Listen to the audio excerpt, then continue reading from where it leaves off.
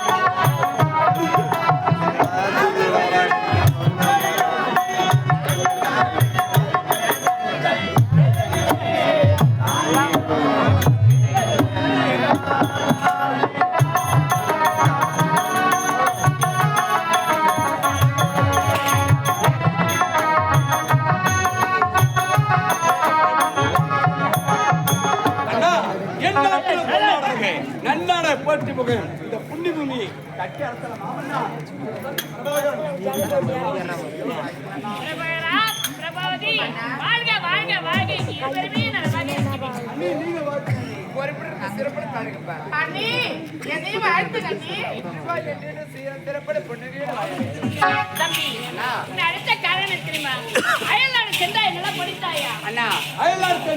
அனைத்து பட்ட படிப்போம் வெகு சிறப்பு முடிச்சிருந்தா எந்த ஒரு குறையும் இல்லையா?